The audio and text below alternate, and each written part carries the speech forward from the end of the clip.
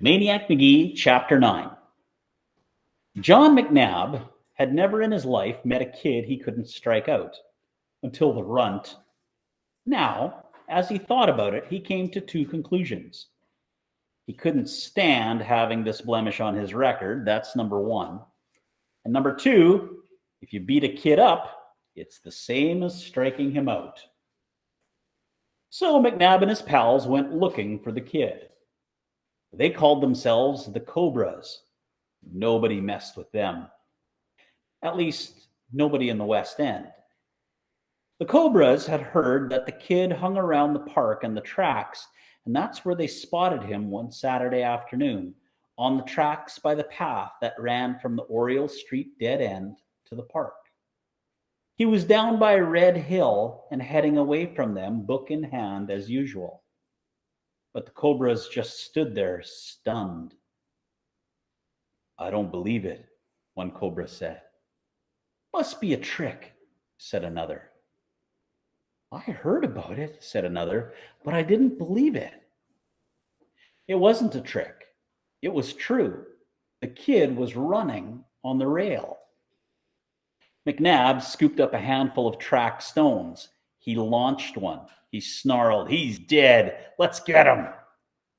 By the time Maniac looked back, they were almost on him.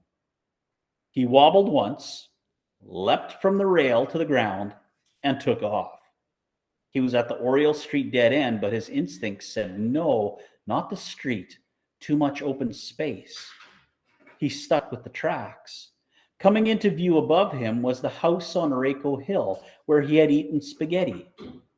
He could go there to the whistling mother, the other kids, be safe. They wouldn't follow him in there, would they? Stones clanked off the steel rails.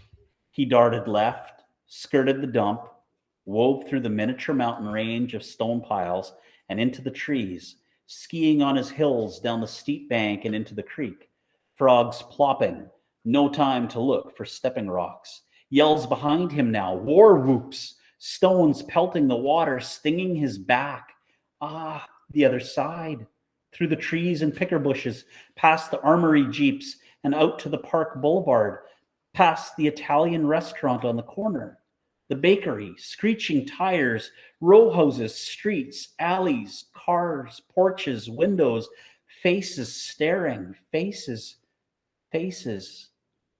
The town whizzing past Maniac, a blur of faces, each face staring from its own window, each face in its own personal frame, its own house, its own address, some place to be when there was no other place to be. How lucky to be a face staring out from a window. And then, could it be? The voices behind him were growing faint.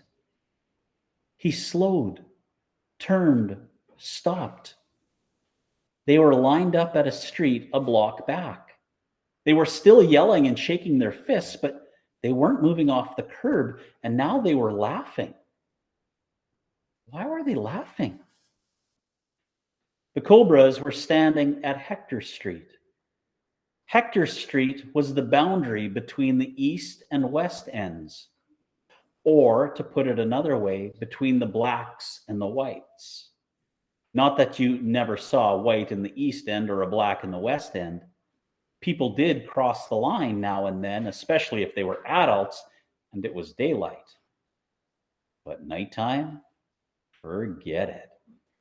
And if you were a kid, day or night, forget it.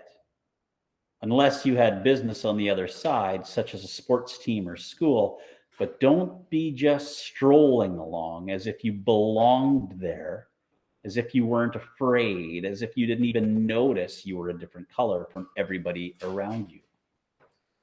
Cobras were laughing because they figured the dumb, scraggly runt would get out of the East End in about as good a shape as a bare big toe in a convention of snapping turtles.